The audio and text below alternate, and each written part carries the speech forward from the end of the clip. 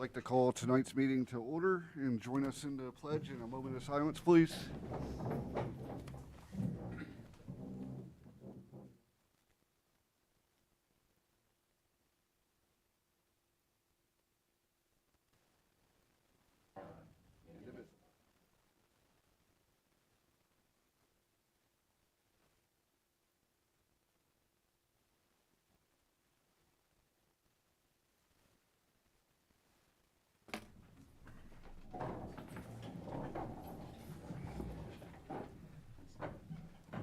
Harry, will you perform roll call, please? Mr. Clauser. Here. Mrs. Cooper. Here. Dr. Faulkner.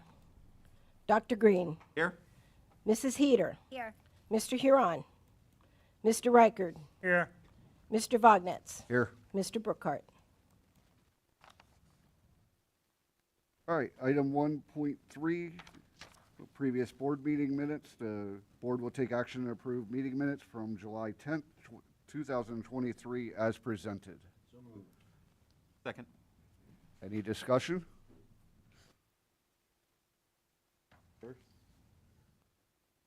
Mr. Clauser. Yes. Mrs. Cooper. Yes. Dr. Green. Yes. Mrs. Heater. Yes. Mr. Reichard. Yes. Mr. Vognetz. Yes. All right, committee reports. I'll start off with the Finance and Budget Committee. We had a meeting on August 1st. We went over the state budget update. Also, utility consultant, about the consulting group that will potentially save us electricity and natural gas. Also, purchase of possible high school dishwasher, and then update on the stadium scoreboard for the Finance Committee. June, academic affairs. Sure. So we met on August 9th. We had quite the agenda to go through.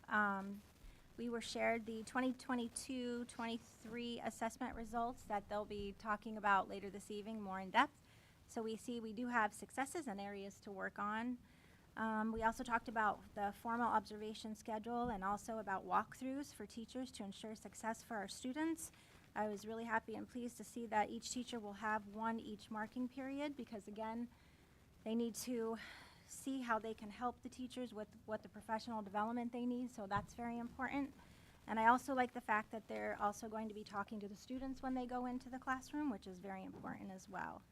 There will be a new DASD website launched the first day of school, and they will be using ClassTag for all communication to parents, which they were going to do that years ago, so I'm glad to see that finally happened. Also, they shared the PD schedule for the year, and again, the public should know that they are really going to be using the data to drive their instruction, to be prescriptive and diagnostic, which is key to student success as well.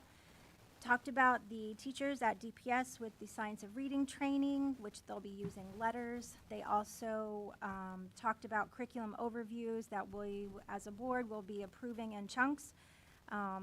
And they eventually will be posted for the parents, which is awesome to see as well, and just to let the community know that there is a curriculum and that it is available to see. So that was pretty much it.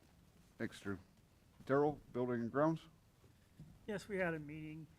We discussed, we talked about the primary, the playground, of course. Now that is all settled in and done. It's all got mulch, so all the kids are all ready to play, we hope. We also talked a little bit about Liberty Valley's classrooms, about the painting. The painting was coming along fine, and they had, I think, some windows out there they needed to fix that wouldn't come down until they got someone to repair them. They committed to make them permanent solid so they can't hurt anyone. Down at the middle school, they did finish up the walkout for the freezers and put a roof on that and fix the door so it's more solid. They don't lose all their heat and air conditioning. What else I had on that? The auditorium, they did look into getting different sound systems for them. I think that is, well, that's in this set of, it's in this set of minutes to be voted on, okay? I knew we had talked about that. Playground, of course, Liberty Valley was kind of tore down. So I don't know if there's anything in mind for that, or it's just going to stay down. It's going to start the year being down, but we're going to be looking at funding a new playground that can come in pieces. Okay, thank you. And we had discussed an elevator. Well, there's two in the building. I think we're gonna go down probably one elevator and put like a fake wall across it so you don't know it's an elevator.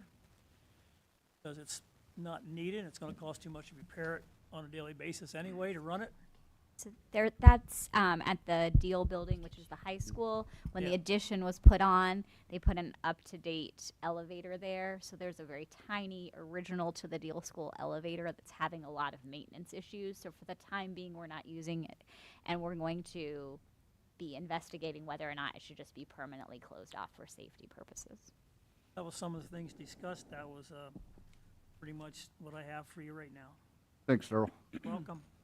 Sherry, athletic and extracurricular. We had our meeting on August 10th.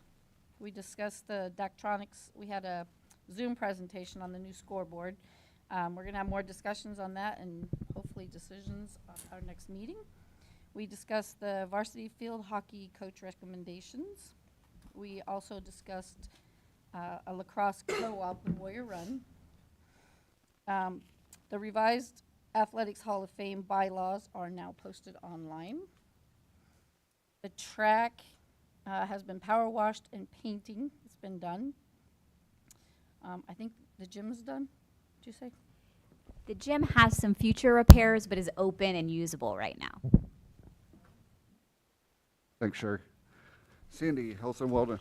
So health and wellness is only meeting quarterly, but you can actually already start to see some of the some of the recommendations being implemented in the district itself, at the middle school and other places. And we're also on the agenda today. There's another mental health specialist that's being added. So the board is putting their money where their mouth is to try to improve mental health in general. So there's a lot of good things happening, even though the committee is only going to meet once a quarter to sort of reassess. Thanks, Sandy. Mike, Columbia Montour Tech. Yeah, Columbia Montour Tech, construction is ongoing, but it is behind. They're talking about starting, I believe it was after Labor Day, right, Sharon? Yeah, they're going to be starting after Labor Day. New superintendent interviews are completed. I think we're about as close to getting a superintendent as you can get without actually having one. So that'll be hopefully taken care of by the next meeting. Thanks, Mike. Sam is not here for CSIU. Does anybody else have any information on CSIU? Okay. Chris is not here for the EITC. Any information on that?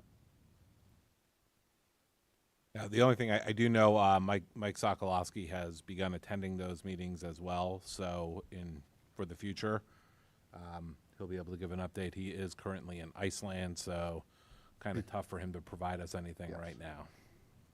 Thanks. Daryl, Head Start. There wasn't any meeting for over the summer but I do have one little update. It's about the notification that they received the pre-K count grant for 36 children. There'd be no increase in money until the Head Start reduction is not approved yet by us, so the money's stopped at this point right now. Thanks, Daryl.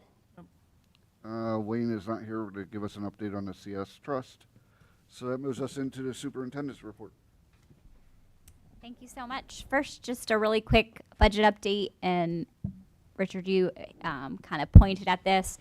So we've been waiting to hear about the state budget, and if you go to the next screen, Mr. Ryan, you'll just see that 75% of the budget has been settled.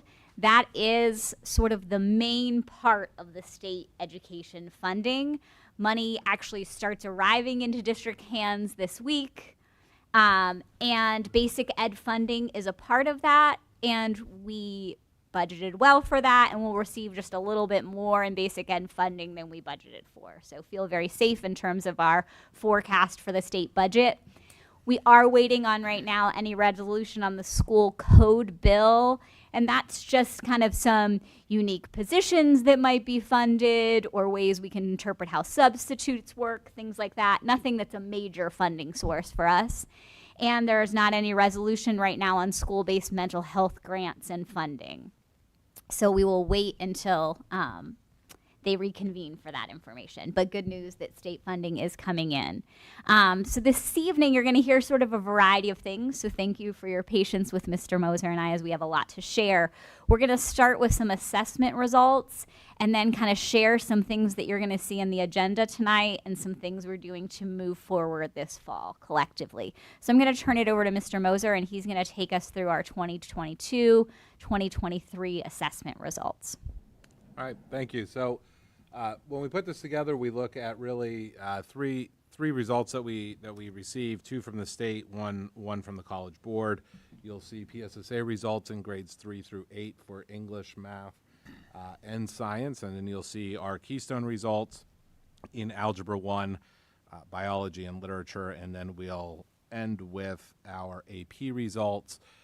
I will speed up once we hit AP results, because what we see are a lot of slides, and some of them, very few students that have tested, and we'll kind of just editorialize those as a whole. But this presentation was available for public review. It will be on the website if it is not already, so people are able to refer to it at later dates. So we'll start with PSSA results. So every year, 3 through 8. Just to begin, though, before we look at our numbers, and this is something that is new, it was asked about at Academic Affairs by somebody. We thought it was important to establish a little bit of context for understanding and how to interpret these results, because you can do it in a vacuum and just look at ours, or you can kind of broaden that a little bit and begin to look at regional schools, local schools, schools that are comparable to us in terms of demographics and all those things. But then it is also helpful to sort of look at it within the context of the entire state, because every student in 3rd grade is supposed to take the 3rd grade ELA, the 3rd grade math. So what you have here are state averages in math from 21-22. So not the same year of the results we'll be looking at. We do not have the state averages yet for the 22-23 school year, which is why those are not available. But if you look across the years longitudinally, PSSAs on average, they sort of hold a pattern. They don't look that dissimilar from year to year across the entire state, with the exception of when we first came out of COVID. You did see a noticeable shift, but that has not gone away yet. If you see, it is important to look at, because this will be a theme that we'll discuss later on, the column all the way to the right, the percentage of proficient and above. This means performing well on grade level across the state. This is in math, is right around, under 50%, certainly in every grade. You do see a drop, a precipitous drop between 5th and 6th grade, and then again at 8th grade. And there are some reasons for that, and we'll look at that as we go further into this. But I thought it was important that we at least looked at this context, because if you're at 40% doesn't sound strong,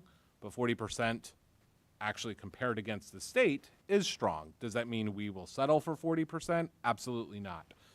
But it's helpful to understand the context of what it means across the board. If we can go to the next slide, please. So this represents our district-wide math proficiency. You see the green representing those who are proficient or advanced across grades 3 through 8. So that number would be what we just saw in that furthest right column in the state averages from the previous year. Excuse me. But you see ours actually in 3rd, 4th, and 5th climb up to 63% in 5th grade, and then we see again that precipitous drop. That precipitous drop from 5th to 6th grade, and then that somewhat sustains through middle school, is relatively normal across the state. The test certainly shifts and changes in 6th grade, and we'll kind of see some of the ways in which it does that later on in the presentation. Obviously, though, I'll mention we can't settle for 40%. We should not settle for 40%, and we have some steps and some measures to take in order to improve that. If we go to the next slide, this actually breaks down that last one, which was just on or above grade level and then below grade level. This breaks it into 4 actual performance levels, with blue representing advanced, green representing proficient, that peach color representing basic, and then red representing below basic. Again, you see that 5th grade spike, and then again, that precipitous drop in the number of advanced students. Again, though, important to think about, you're looking at 2 different groups. So those we should not compare. When we see this in this way, we should not compare one grade level to another. When we just look at this chart, there is a way to look at that, but this is not the one to do that in, because what is one group of kids is certainly not necessarily representative of another group of kids, whether it's 1 grade above or 4 grades above. You go to the next slide, please. So I've now mentioned that drop in 6th grade, and here is actually reporting categories and our percentages within those. This is where it actually gets useful for administration and for teachers to think about curriculum. Just looking at proficiency, performance levels isn't all that helpful because we don't know what to do.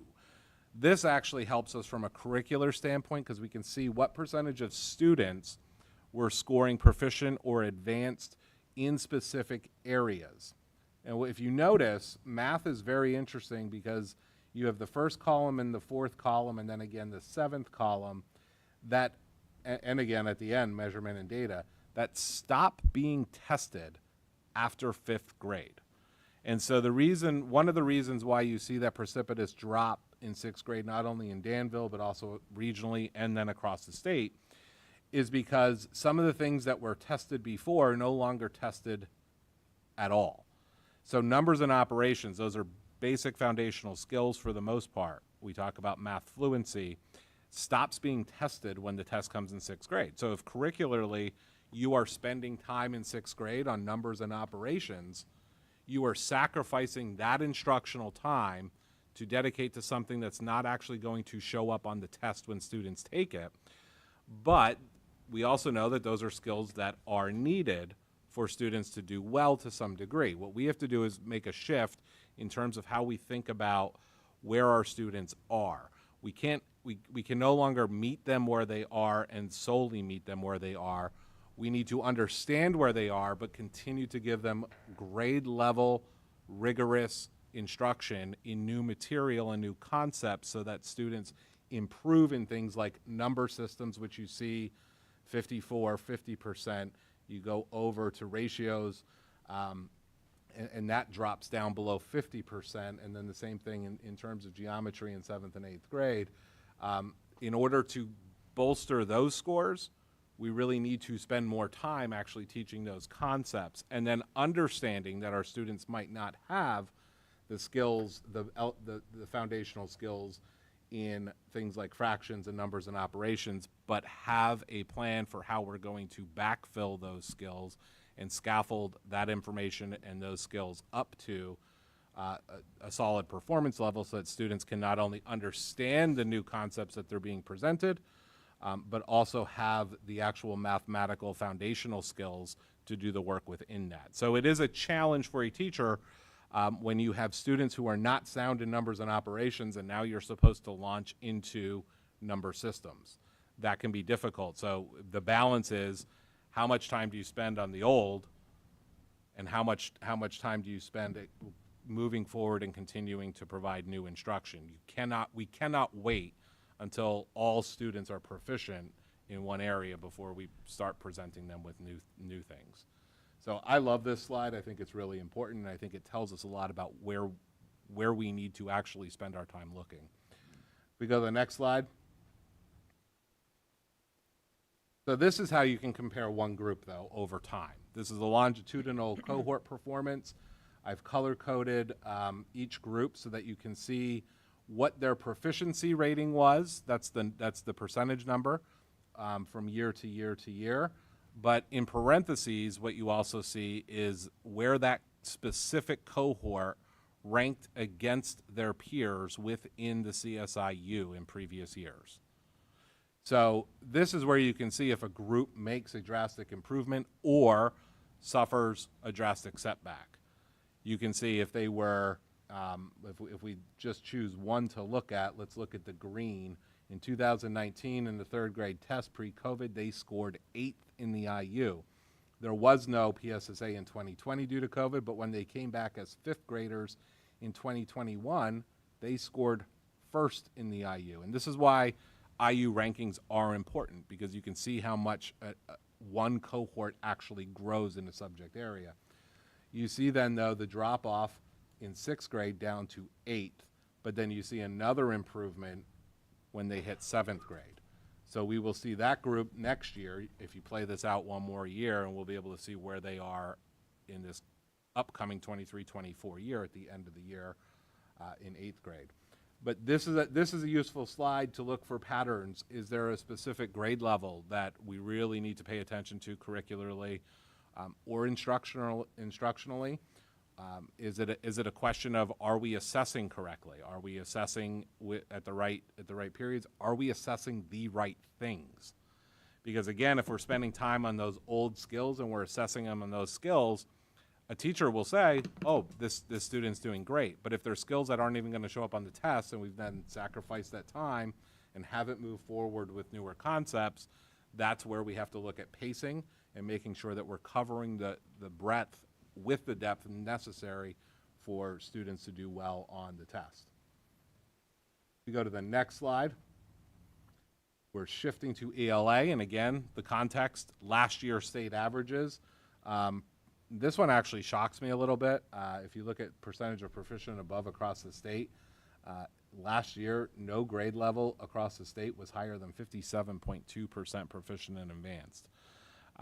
That tells us not only is this a concern here in Danville, but it's literally a concern across the state. At academic affairs meeting, I actually used the word, we are in a crisis. We are in a literacy crisis. When only half of our students, or just above half of our students, are reading on grade level, it is and should be concerning and alarming and create a sense of urgency that is necessary for us to actually move forward and get it right.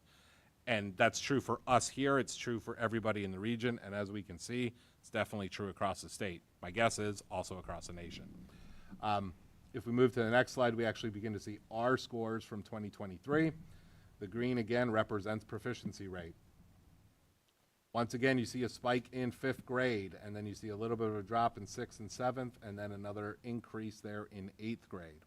So one of the things we talked about at academic affairs, we've talked about with teachers, is when year after year, you can see a pattern of that cohort analysis, and you see one particular grade level that is spiking year after year. It's our job to figure out what is going on at that grade level so that we can replicate that at other grade levels. So that's not to be critical of any teachers, it's what is working and how can we share that with their colleagues. On the flip side, if you see a dip consistently year after year after year, administratively, we know we need to look into that and address it. One of the things that I will state again, this is not to be critical of teachers. Every teacher wants the students in their room to learn and grow. So what we have to do with this data is figure out how we can use this data to inform us so that we can actually work with those teachers in creating steps for improvement for the students. Again, though, I would say in Danville demographically, I would not be satisfied. I'm personally not satisfied with anything below 75%, but that still means that you have 25% of students who are below grade level, and that should not be something that we just accept. And we should always continuously find a way to help those students as forward. If we go to the next slide, it breaks it down again into those performance levels. And here you see that blue, that advanced in third grade at 10% is really low for our district.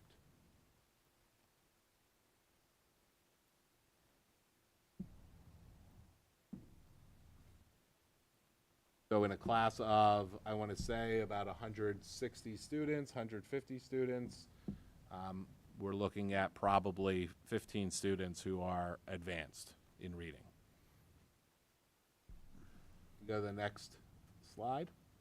Now, this one, very interestingly, is not drastically different like the math slide. So again, it's that those reporting categories. ELA, in general, it spirals. Dr. Need and I had a conversation about one of our own children who said, how many times am I going to be taught main idea? Because you are literally taught most of the concepts that you're going to use in 8th grade and the keystones, you're literally taught those in 3rd grade. What happens is they become more complex. The verbs, in terms of the state standards that students are expected to be able to actually do, get more complex, and the text themselves get more complex. So you are reading more advanced literature each and every year as students' ability to independently read should be growing. So what you see here is truly every category is pretty much represented in every grade level, with the exception of text-dependent analysis, and those are lengthy writing pieces based on literature where students are expected to be able to read one or more pieces of literature or nonfiction and synthesize the information that they're able to pull into their own coherent thoughts. And at different grade levels, they're asked to do very different things with those. Again, it gets more complex. One thing to note is that the text-dependent analysis can count for up to 25% of students' overall scores on the PSSAs. So, knowing that, and knowing how important it is to not only be able to read what's in front of you, but actually use that information to come up with your own thoughts and support your own thoughts and arguments for any walk of life, we should be looking specifically at the text-dependent analysis area and saying that's the area where market improvement will yield tremendous score results. So it's not really about the scores. It's what do we do with the scores in order to help the students master the skills that get better scores, essentially. We do have a plan in terms of the text-dependent analysis professional development this year. Mrs. Reinert will be leading that at Liberty Valley, and Mrs. Nugent, as a teacher, has graciously said that she would be willing to do the same at the middle school with her colleagues. So why? Go back to that replication. You see 67% proficient or advanced in 8th grade. Those are really good scores. It's a really good score, so we want to know what is it that you're doing that's working and how can we help each other out. If we go to the next slide, please. It breaks down that text-dependent analysis a little bit more. Number of students in each reporting category. Again, you look at 4th grade, because 3rd grade is not tested on text-dependent analysis, but in 4th grade, only one student who scored advanced on the text-dependent analysis portion of the test. But by 8th grade, you see there were 20. So again, don't want to compare 3rd grade and 8th grade, because 3rd grade, quite frankly, is probably, if you look across the region, the most affected, and the state, quite frankly, the most affected group by coming out of COVID. I am not one to use COVID as an excuse for test results, because everybody suffered COVID. Everybody suffered through that time period as a district. How it was handled, drastically different from district to district indeed, and that's gonna have an impact. But that's why I say that's why we talk about that cohort performance over the years, because that same cohort had the same exact experience in terms of what was going on in the world and in society, regardless of whether they were in Selinsgrove, Bloomsburg, Danville, or Shikellamy. We all went through it. We all handled it slightly differently, but it will have an impact. If we go to the next slide, you can actually see the performance levels there in ELA. So it's broken down. Again, only 10% in 3rd grade, but by 8th grade, you have that 30%. We go to the next one there, Jeff. And the longitudinal cohort performance.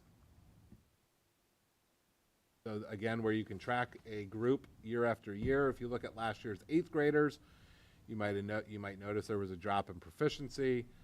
But if you look across the board, 4th, 3rd, 2nd, 4th, they stayed pretty stable within the IU itself.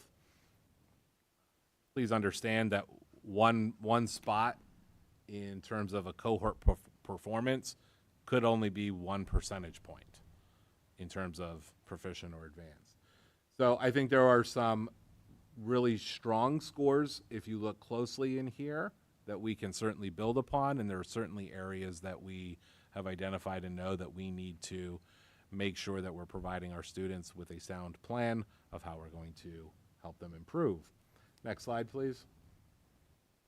Science does not get the same amount of attention. Quite frankly, if you look at our science proficiency, what I did include there at the bottom, in fourth grade science, we were 7th in the IU, and that was with 84% proficient or advanced.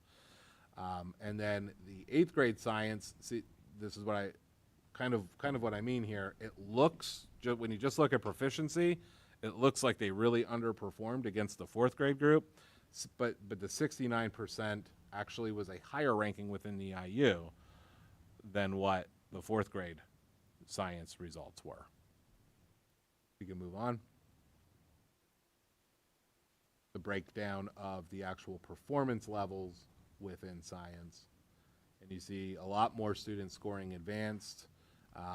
One of the things to note is that historically, this region yields very, very strong science results, not just in Danville, but across the entire IU. So, that's great to look at it, but if we don't have any ideas about what we're doing moving forward, it's merely an exercise in looking at some charts. An overview of our next steps. First of all, be sure to implement a district-wide assessment system. We need to know where our students where our students are at in real time. Not wait till the end of the year to say, oh, we missed the mark here. We need to have measurements along the way so that we can support student academic growth. That assessment calendar and the assessments we will be using in each grade band have already been developed for 23-24, have already been shared. We will be working diligently to make sure that the data that we get from those is in teachers' hands as soon as possible, and that they are provided with direction and the opportunity to actually use that data to make sound instructional decisions in their classrooms. We're also working on revising our curricular scope and sequences, of which you have the first batch tonight, to ensure that Tier 1 instruction aligns with the state standards with fidelity. We don't want to be spending too much time on something that doesn't even show up in the state standards or on the assessments. We recognize that it may have previously done so, but again, going back to that very beginning, we need to also understand that we're holding a lot of our students back if we're trying to meet all students exactly where they're at, and that's all we're doing. We have to meet students where they're at, but that can't be all we do. We have to meet them where they're at and hold the line of rigor very high. Both of those things need to be in place if we want to see real academic growth. Develop systems to analyze that data, again, with strategic intent to provide those interventions, and then provide professional development in instructional strategies, specifically in the science of reading. One thing we know is that literacy impacts all subjects, not just ELA, but science, social studies, and math itself. Because if we actually dive really deep into a lot of the math information, you find that one of our areas of struggle are in word problems. So we can move on. The next section is not as long, but we're looking at the Keystone results from the high school and from the middle school, because we had a great number of 8th graders taking the Algebra 1 Keystone as well.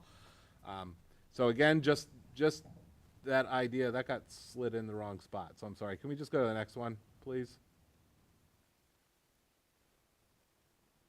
Keystone Algebra 1 results.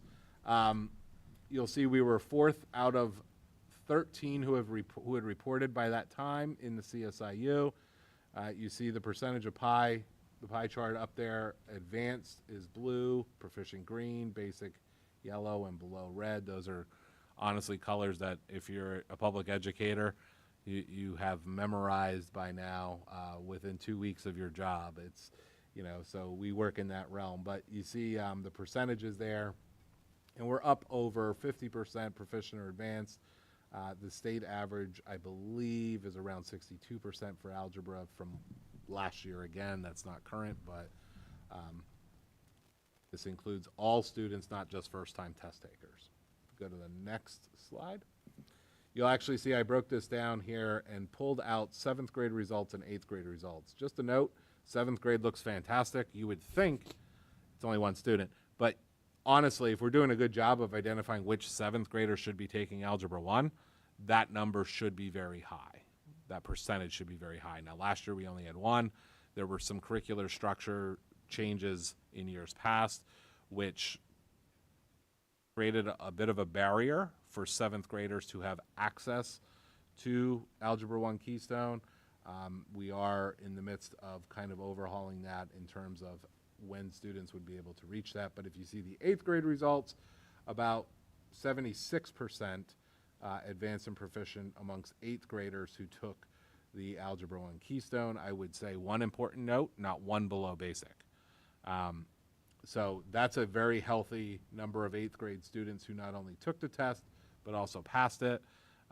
As they move into high school, that's one of those 3 keystones that is now banked, if you will, for graduation.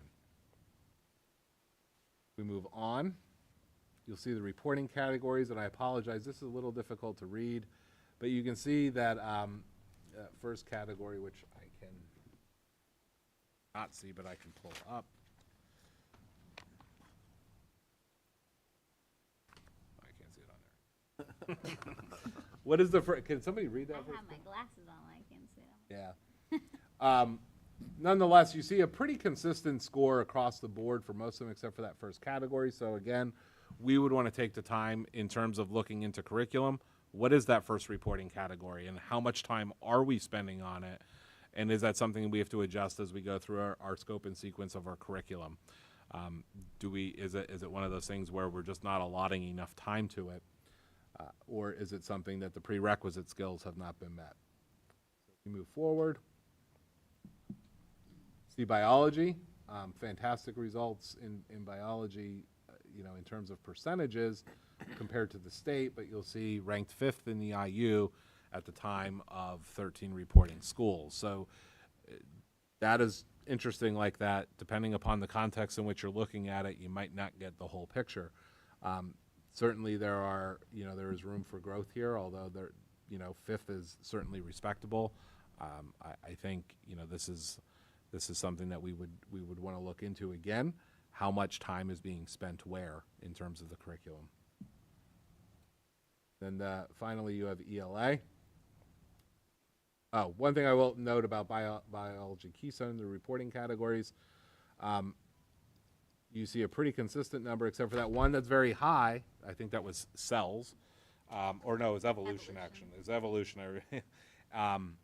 And so the question becomes, is that something where you could sacrifice a little bit of time in evolution to bolster some of those other scores where students didn't do quite as well? So it works both ways, the inverse of the looking to see if we're spending enough time. Sometimes we can spend too much time and not do as much of a service to the rest of the categories. Now we can move on, and you see literature. So 2nd out of 13 in the CSIU of reporting schools, very strong scores, and a very low number of below basic. So for those of you who are not familiar with Act 158 guidelines for graduation, the easiest path to graduation is for students to pass all 3 keystones. That's an automatic, or to pass one of them, not be below basic in any, and have a composite score that is accepted by the state. So the fact that some students, are in basic, they still may be on path to graduate depending upon what they did in their other exams. The key is not having the below basic. You can see a very low percentage of below basic in literature last year. See what you would expect when you saw results like that. Pretty much every category pretty close in terms of how many students scored proficient in each of those. All right, as we shift, we look at AP results. I told you we would editorialize and go a bit faster on these. So if we can just kind of look at these a little bit, what you see, and you can certainly feel free to look at this presentation in more detail, For each class, for each exam, you see the number of students who took it. So for English, Lit, and Comp, if we take one example there, you see we had 12 in our group who took it. There were just under 8,000 across the state. And then globally, there were almost 200, there were a little over 272,000. The mean score is the average. You see the average of our group there is 3.83. In Pennsylvania, the average was 3.39, and globally 3.26. What I would say here to kind of summarize as we scroll through some of these is that our results are extremely high. Our results are high. Almost every AP exam in which we had students who took it, our mean score was above the state and global score. So, I'm going to say something that some people are going to find a little bit radical. I actually think our scores appear too high, because what that means is we may not be having enough students who could handle taking the courses, taking those courses. So you look at, and BC's not a great example, but if you could go to, could you find stats for me, Mr. Ryan? Back the other way, it would be before BC, because it would be in the math there. Yeah. So if you see statistics, it's one of our highest number of students who took it. I would think that's a pretty appropriate number of 44 students in the high school who took AP Stats. You see their results, it's much more of a bell curve looking distribution of 1s, 2s, 3s, 4s, and 5s on that. Our mean score was still above the PA mean score and still way above the global score. But you would expect the more students who take a test, who have access to it, who may not have had the same level of access in the past, if we have more students beginning to take these courses, we would expect a natural dip in scores. And that would not speak negatively about the teachers at all. It would mean that more students are taking courses of this high of level of rigor. Why is it important for us to get more students to take AP exams? Simply put, it is the best way to prepare for college level coursework. Why? The curriculum is not set locally. It is not set even by the state. It is literally set by the college board. So you know it is the equivalent of a 100 level college course in every case. In some cases, a 200 or a 300 level college course. Teachers don't get to decide. Administrators don't get to decide what's taught and what's not. We don't get to decide what shows up on the exam. That is set by the college board. Those courses are naturally the most rigorous. And if a student took an AP exam and got a 1 or a 2, but worked really hard through it, I would posit that that student learned more about themselves than they ever would have taken nothing but AP courses. So I'm not going to go through each one. It certainly will be on the website, as I said. But overall, AP scores very high. I'm looking forward to kind of working down the road of getting a little bit more access to them for all of our students. And please.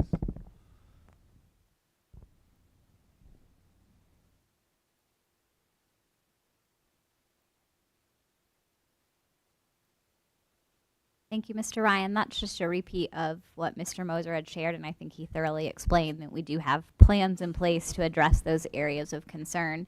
If you move to the next slide, there's just a few slides left. I know we've been in superintendent's report for a little while, but to just kind of prepare you for some things that you'll see on the agenda this evening and throughout the next couple of months.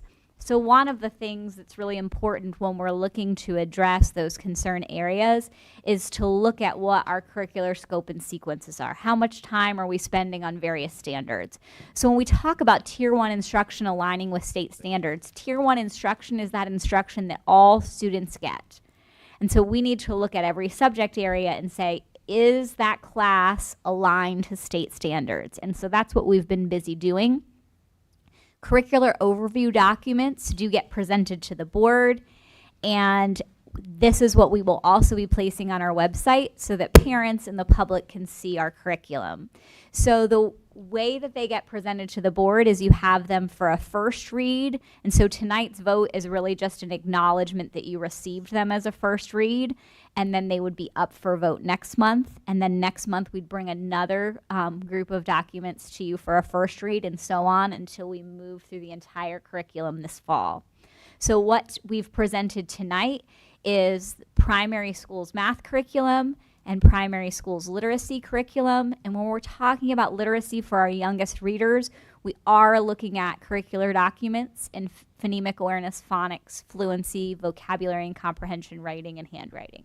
So we're breaking that literacy block into its components. You will also see tonight before you high school curriculum for our 4 core areas, our courses in math, English, science, and social studies.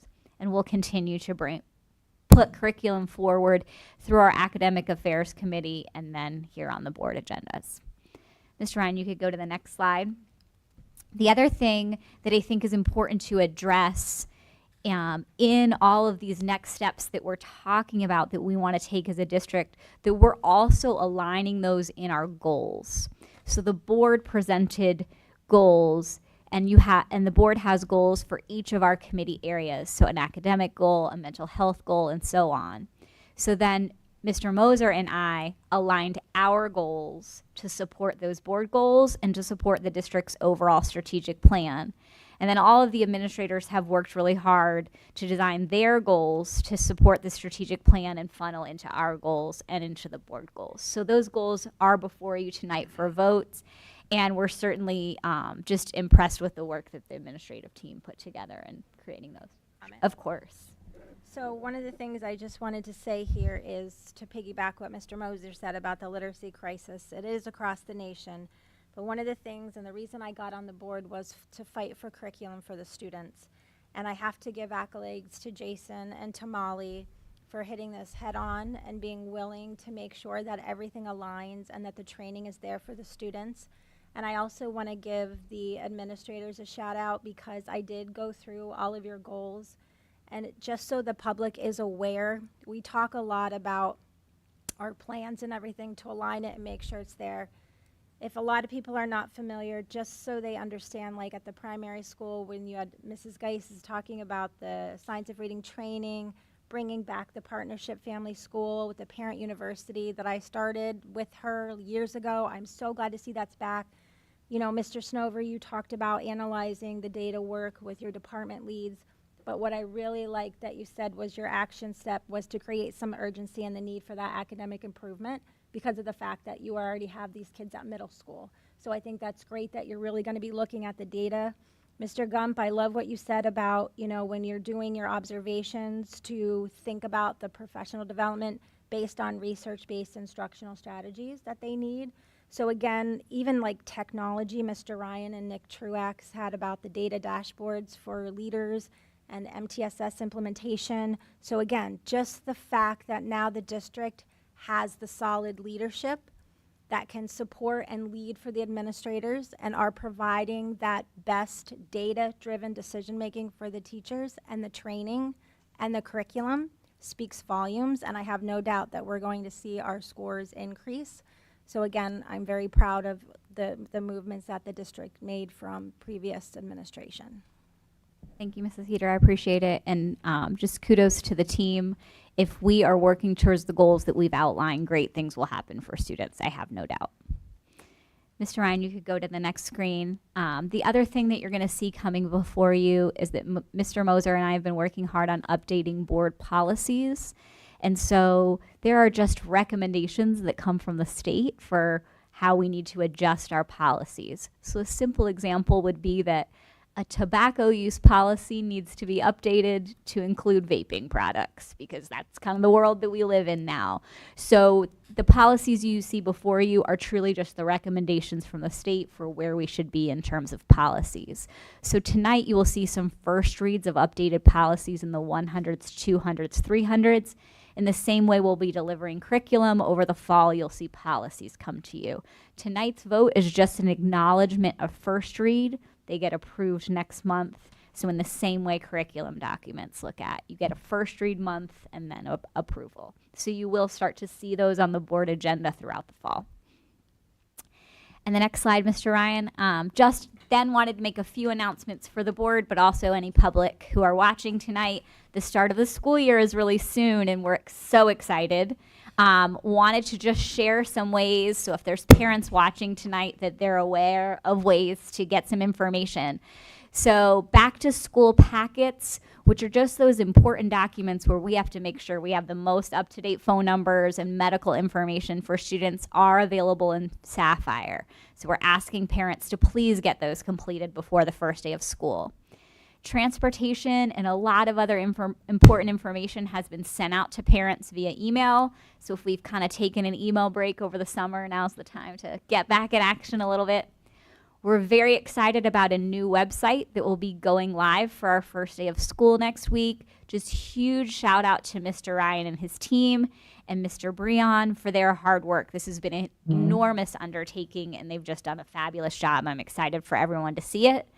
And Mrs. Heater had mentioned this earlier, but we are transitioning to the ClassTag parent school communication platform, which I'm very excited about, very user-friendly for families, and families will be able to get district-level communication, school-level communication, and individual classroom, club, and sport communication all in one platform. So if you have multiple kids in the district doing a variety of activities, you don't have to keep track of 50 apps. You can just go one place, which I'm excited about.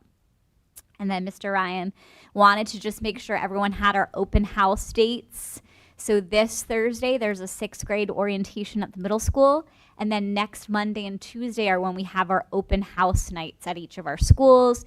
These are kind of windows of time in which parents and children can arrive, meet their teacher, tour the school. So we're really excited to have students back in the buildings. And then finally, just a reminder that our first day of school is August 24th, so coming shortly. Thank you so much. Certainly, both Mr. Moser and I would be happy to answer any questions the board might have about that.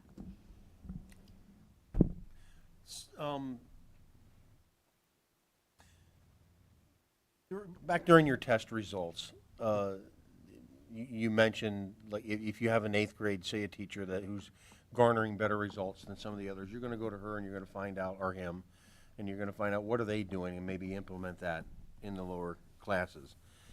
Sometimes the treasure you seek isn't necessarily buried on the island that you're on. Have we ever thought about going out with a liaison to another school outside of maybe even the CSIU, or finding what school has done the best in that area within this state, and maybe sending a group of teachers or a superintendent teacher that school and find out what they're doing to garner those results, and bring some of that back here and have a discussion and see how that might fit in our area. I don't know if we've ever done anything like that or not. We certainly have not since January. No, I think it's a great idea. I've been part of that before. I have visited sites of other schools when I was in other districts. There is certainly value in that. I think that especially when you have looked within and you have not found the answer, then you need to look without. I would be more than willing to take people and do site visits, but I think part of it is right now we have some things that we need to tighten up. Mrs. Heater talked about, like, actually paying attention to data. Quite frankly, I don't know the level of data analysis that has been done here prior to January. I think that in and of itself can really start to make a lot of progress. I think if we do not see the fruits of that, then I would absolutely be willing to go and look somewhere else. The one thing I would be cautious of is I think it has to be comparable to our district. Find a district that is very comparable in terms of context in a lot of different ways to see what they're doing differently than us in terms of where it's at. I think it's a fantastic idea, and certainly something that we've done, I've been part of for other things. Danville did that years ago. I went out for literacy to other districts to watch. But I think the fact that we're getting teachers trained now and looking at the data and have systems in place and have curriculum, I think that that's going to be key in helping our kids too. But I totally agree with what you said. But Thanks. Any other questions? Thanks, Molly and Jason. I'd like to open up the floor for public comment. This is the first one, and for agenda items only.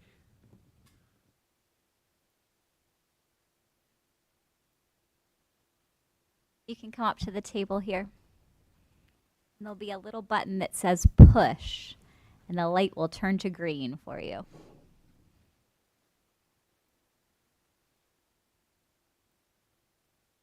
Good evening. My name is Sarah Moore. I'm the mother of twin boys who will be freshmen at Warrior Run in just a few short days. I'm here to discuss an exciting opportunity that has the potential to enrich the lives of my children and the members of the boys lacrosse team.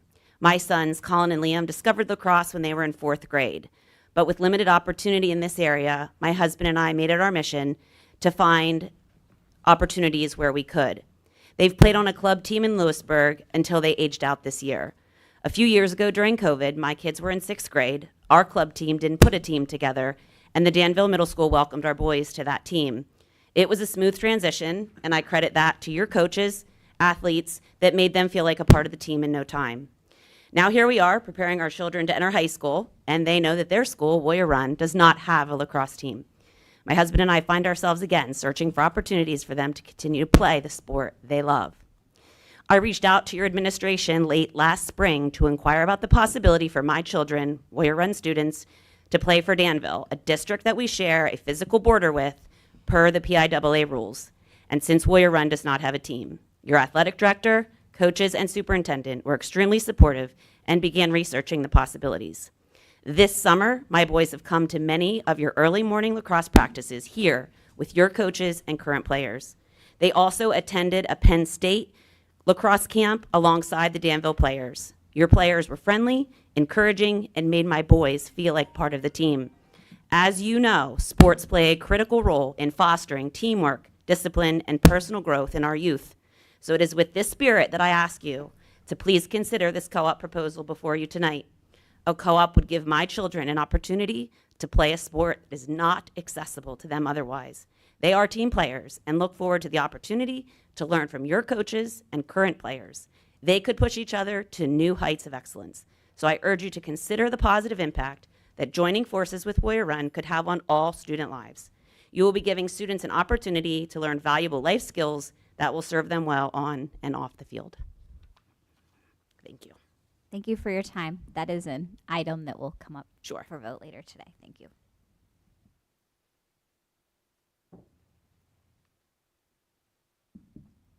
Any other comment? All right, move to 5.1. Mr. Harabi with a presentation.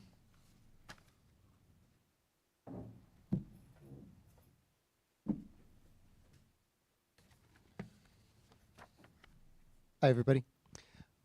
Thanks for having me tonight. Have a very brief update for you this evening. I know you have a lot on your plate, so I'll move as quickly as I possibly can. Mr. Ryan, if you would. So that is my daughter, Savannah. She's beautiful, and I just wanted to include her picture. She's also standing in our community garden that is thriving. I was going to bring a big bowl of tomatoes tonight that she picked, but it was spaghetti night for dinner, and it was just a disaster, so didn't get there. But to date, we have raised $184,000. We're very proud of that fact. We've planted 47 trees, as you know, and thanks to the efforts of the Planet Club at the high school and Mr. Mast, who has spent a tremendous amount of time this summer caring for the garden, keeping the weeds down, researching natural ways without the use of herbicides to make sure that it's a nice place to be in. He's really done a tremendous job for us and made the first season of that community garden something really great. Our thanks to Mrs. Knoll and Mrs. Highstand at the middle school and the CMSU and Perry County Arts Council, we have our mural artist booked. She'll be coming in this fall, as you know, spending some time with us, several weeks, right? a whole month. She'll be staying at Mrs. Bartholomew's bed and breakfast here in town. So thank you to Mrs. Bartholomew for hosting her. I will be talking in a minute about the pavilion project, and I just wanted to take a quick second. Mr. Snover is really not a guy who enjoys the limelight, so I'm thrilled to embarrass him. I just wanted to say it has taken a lot of behind-the-scenes work, a lot of literally getting dirty to make sure that trees stay alive and to make sure that the garden goes smoothly. He has paved the road for success every step of the way. So just wanted to give a quick shout out. Mr. Ryan? Likewise, I wanted you to see at least once just how many people are actively involved in this project. Lots of these names are familiar. They're all Danville residents, community members, or staff members. Lots of them work for the businesses here in town or close by. Every single one of these people has taken an active role in this project. I could name 10 ways that all of them have contributed to shaping it, to developing it, and to making sure that it becomes a reality. So I can't thank all of these people enough and wanted to make sure that you saw them. Mr. Ryan? As I said, the garden is off and running. It really is producing a tremendous amount of fruits and vegetables.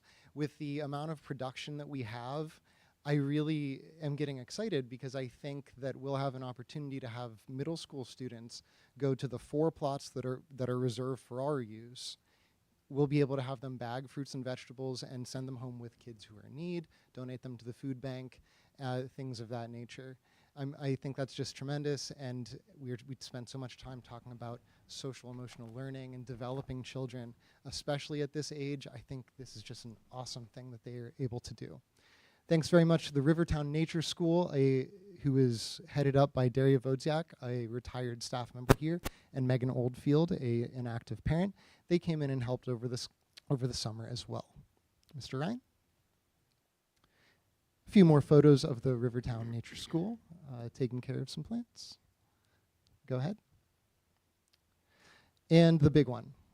So thanks to the 1994 Dagenstein Foundation, the Danville Business Alliance, and Doolittle Construction, we have for you not the exact pavilion that we will be getting, but this one is very, very similar. Our plans have not yet come back from the engineer, but we do have the specifications for you here, and these renderings are very similar to what we'll be getting. It'll be a 32 by 45 structure with 2 feet overhangs on all sides. This will seat 20 picnic tables, 8-foot picnic tables, and an entire grade level of students. It will have a concrete floor, metal roof, and all of the gables will be sealed with board and batten and a tongue and groove vaulted ceiling across, so we don't have to worry about bird nesting and maintenance issues. I know. The rendering you see before you here is a 512 roof pitch on the outside, a 312 on the inside. Ours will be just a little bit taller, a 612 and 412. That's really just an aesthetic thing. I thought it looked nice. One of the really exciting things about Doolittle Construction is they are an Amish builder. So traditional methods of carpentry are used. They're local, which I'm very excited about. And they're going to do this all mortise and tenon, which is a beautiful way to construct a building. There won't be a nail in the whole structure, but it'll stand for 100 years. It's going to be a tremendous thing. I'm very, very excited. Go ahead, Mr. Ryan.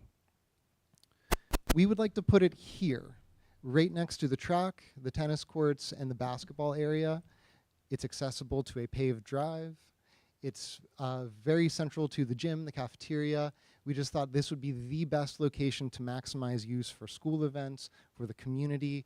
If groups want to come in and have a large function there, they have those recreational opportunities right there. Kids at recess will have the opportunity to find some shade, get out of the sun a little bit.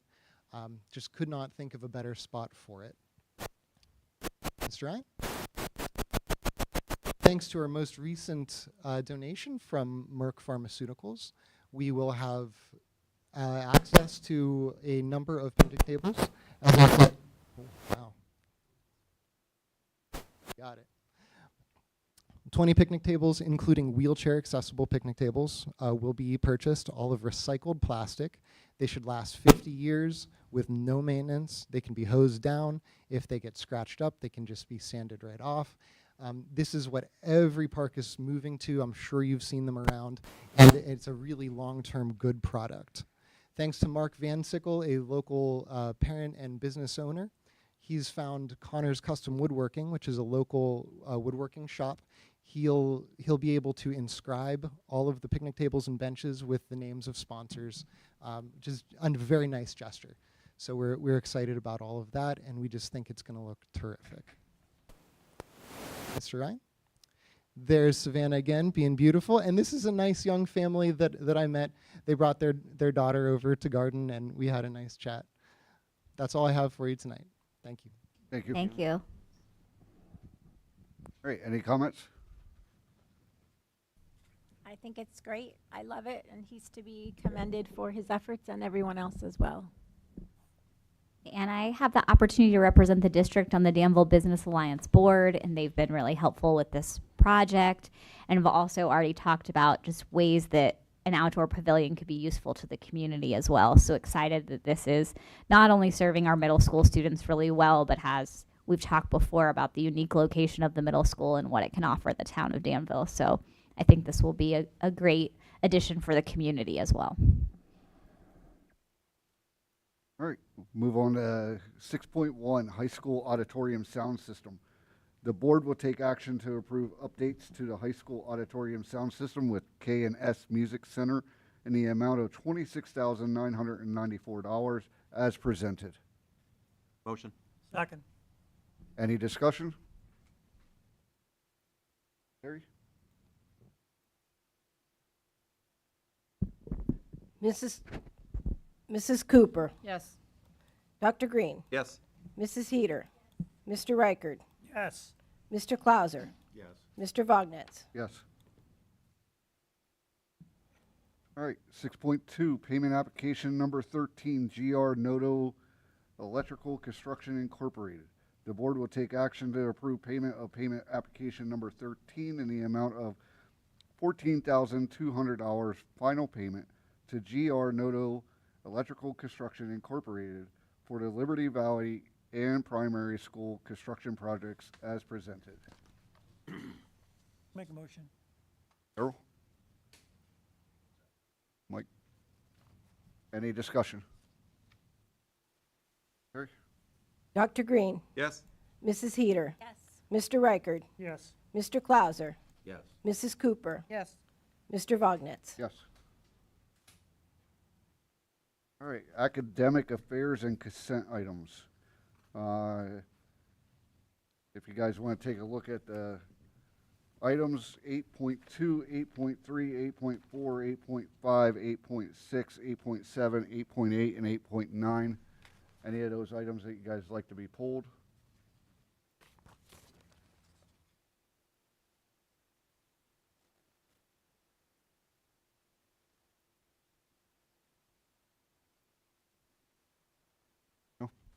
All right, the board will take action to approve academic affair items 8.2, 8.3, 8.4, 8.5, 8.6, 8.7, 8.8, and 8.9.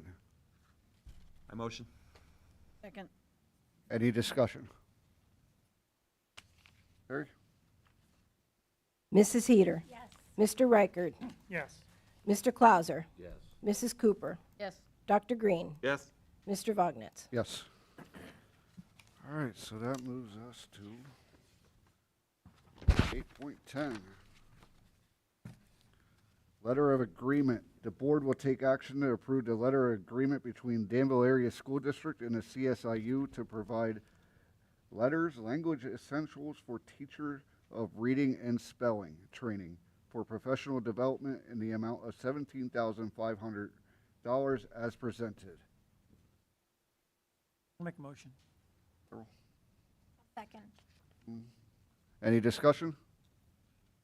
This is I'd just like to note this is one of the things that we talked about in terms of next step is that professional development aligned to science of reading. All right, Terry. Mr. Reichard, Yes. Mr. Clauser, Yes. Mrs. Cooper, Yes. Dr. Green, Yes. Mrs. Heater, Yes. Mr. Vognetz. Yes. All right, 9.1, the DACC before and after school agreement. The board will take action to approve the before and after school care agreement between the DACC and the Danville Area School District for the 2023-2024 school year as presented. Moved. Mike, Second. any discussion? I would just like to share there's no cost to the school district here, but I am just thankful to the Danville Area Community Center that they're willing to provide their childcare at our primary school campus. So that's just a great resource for our families that students can be dropped off and picked up in the location of their school and have safe, quality care here. So excited to do that for an additional year. All right, Terry?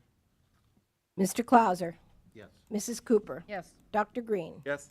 Mrs. Heater, Mr. Reichard, Yes. Mr. Vognetz. Yes. All right, 10.1 is July 23 finance reports. 10.2 is July 23 cash receipts. They're available for viewing. 10.3 is bills for payment, July 7th through August 8th. The board will take action to approve the bills for payment for July 7th, 2023 through August 8th, 2023 as presented. Second. Terry? Any discussion? All right, Terry? Mrs. Cooper, Yes. Dr. Green, Yes. Mrs. Heater, Mr. Reichard, Yes. Mr. Clauser, Yes. Mr. Vognetz. Yes. 10.4, Health Savings Account Service Proposal. The board will take action to approve the agreement between the Danville Area School District and the CBIZ Benefits and Insurance Services Incorporated. CBIZ for the administration of the district's employees' health savings accounts as per the attached proposal. This is the outcropping of the agreement and the teacher's agreement, correct? Yes, correct. Because of the shifts in healthcare. Correct. Okay, just want to make sure. Yeah. I wasn't. Do we have a motion? I motion, Sandy? since I negotiated it. I'll second. Any discussion? What are they charging for the service? I don't know that offhand, but could pull up the attachment. I didn't see that in the. No, there's got to be some degree of administrative.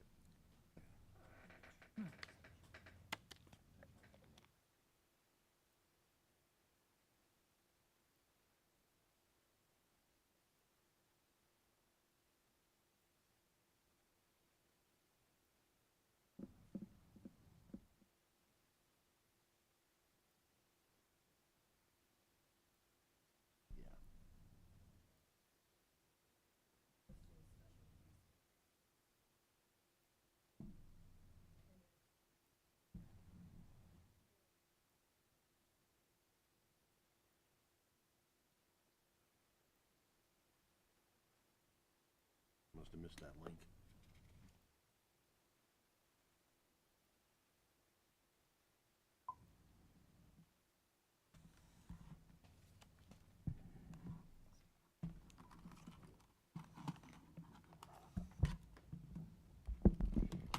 We have a $35 per occurrence, infrequent payroll processing of $50 a month, all non-payroll fees charged at normal rate, additional batch processing, minimums apply, rollbacks of payroll, $25 per occurrence, amended tax returns, $150 per return, wire fee up to $50 per occurrence, insufficient funds event, 2% of transaction, company ACH return, 2% of transaction, employee ACH return up to $20 per occurrence, same day $5 per ACH, direct deposit fraud assistance $50 per employee, applied for or missing tax ID $75 per ID per month is their schedule of fees.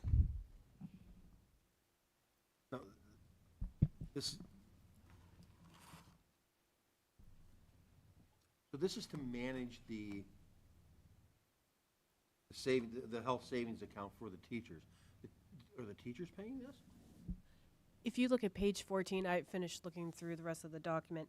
It has the first year investment is $10,332, and it breaks it down into the base fee, the per fee, the count, the frequency fees. So if you look at that page, the recurring annual fee is $10,332.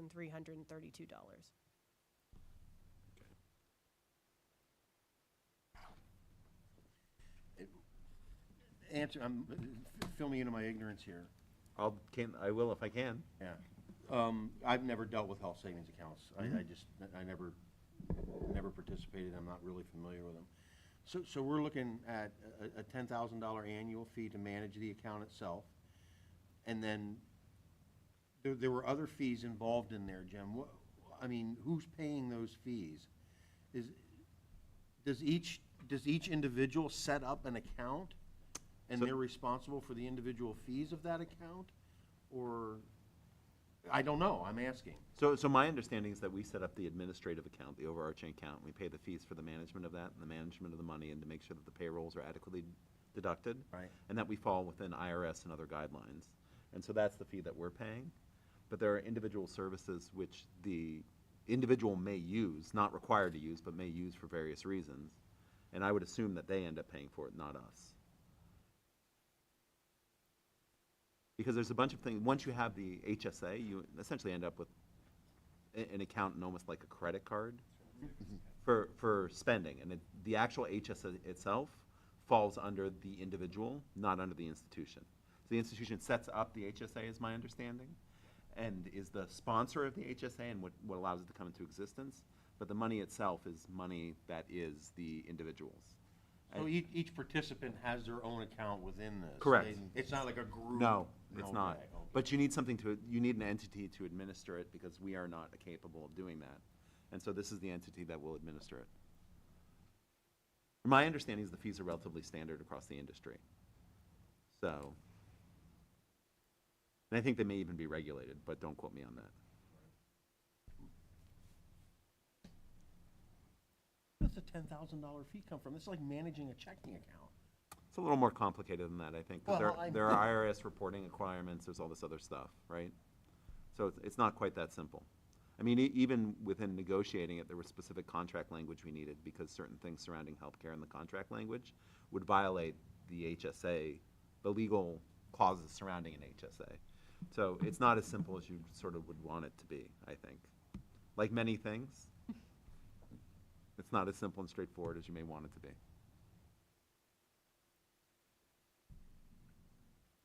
All right, any other questions? Thank you. All right, Terry? Dr. Green, Yes. Mrs. Heater, Yes. Mr. Reichert, Yes. Mr. Clauser, Yes.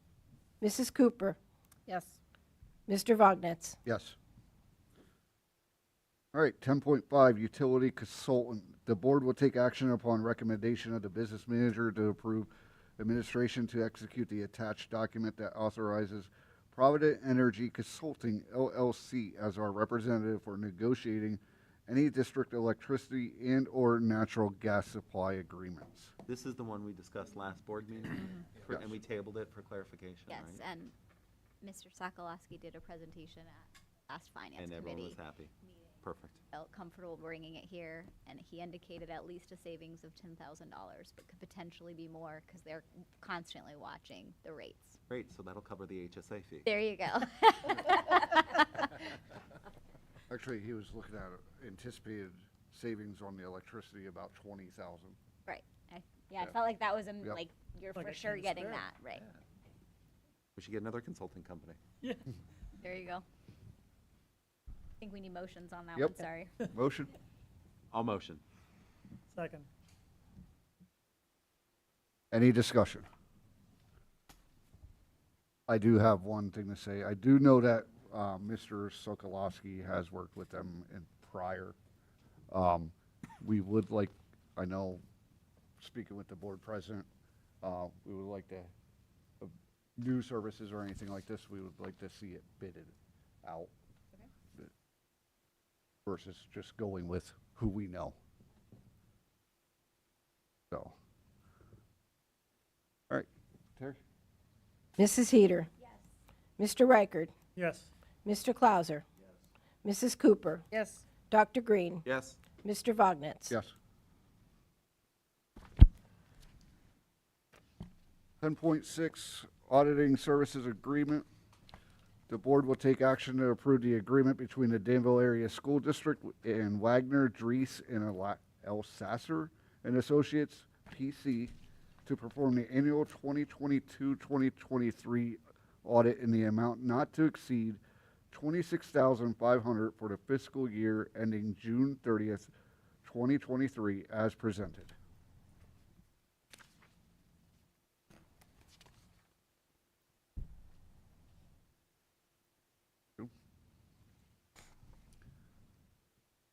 Do we have a Second. second? Any discussion?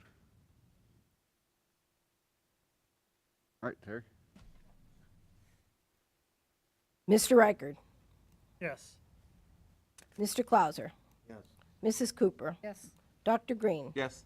Mrs. Heater, Mr. Vognetz. Yes. All right, 11.1 is personal consent items. It goes from 11.2, 11.3, 11.4, 11.5, 11.6, 11.7, 11.8, 11.9, 11.10, 11.11, 11.12, 11.13, 11.14, 11.15, 11.16, 11.17, 11.18, 11.19, 11.20, 11.21, 11.22, and 11.23. Is there anything that you guys like to be pulled?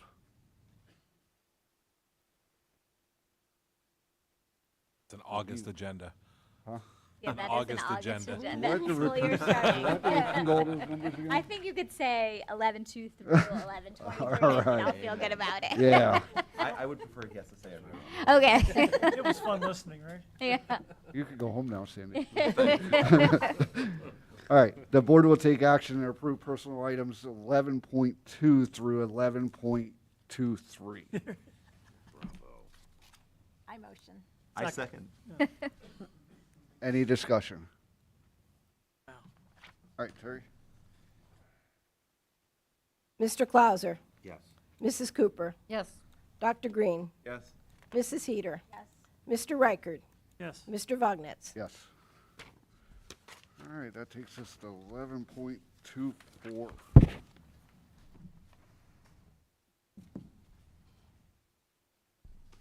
Boys Lacrosse Co-op. The board will take action to approve the sponsorship of a cooperative agreement until terminated with the Warrior Run School Area School District for Boys Lacrosse. I motion. I have one We as need well. a second and then have conversation. Okay. Okay, I'll second. Then you can ask a question. My question. So how many players are on the lacrosse team now? That's a great question. So when we were provided this information, we did take this to the lacrosse program, and we had 26, is that correct, players between JV and varsity lacrosse last year. They do field 10 at a time in the game of lacrosse. So essentially with JV and varsity, you have 20 of those 26 starting in a game, if that makes sense. And essentially, like if you were to divide in half, only 3 subs per JV or varsity. So the only reason it's brought at this point is just because the coaches did feel like there was some room on the team. So that's our initial step if asked for something like a co-op, is to go to that program. Both Sherry and Rich sit on the athletics committee, so may be able to provide some insight, you know, into the thinking that brought it here this evening, I guess, if you Is will. it my understanding the comment already practicing with our students? Not in official school capacity, but are with many of those boys in like club lacrosse and camp lacrosse. So I think, I don't want to put words in the mom's mouth. I know as a mom you get really passionate, but it sounds like they at least know our boys. Was that, am I correct that that was the point? Right.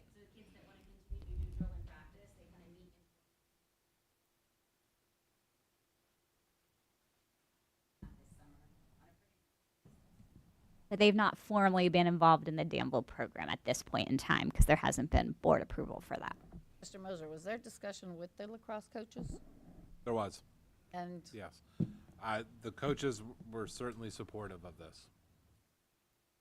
Do we know how many kids are gonna participate? That's so far, 2. right now, when we approve this, what does happen is that essentially any boy who is interested in the Warrior Run School District in participating could then participate.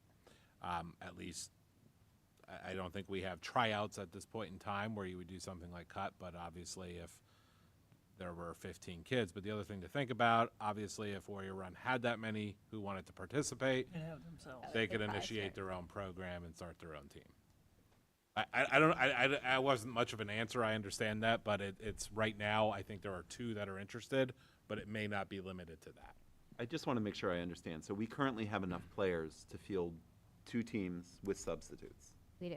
And so if I take the fundamental perspective that part of my job is to serve the kids that are in my district and the taxpayers that are in my district, if I have a kid who's on the team who's not getting playing time because we're taking kids from other districts, what is the likelihood of that? Because that is the fundamental issue for me.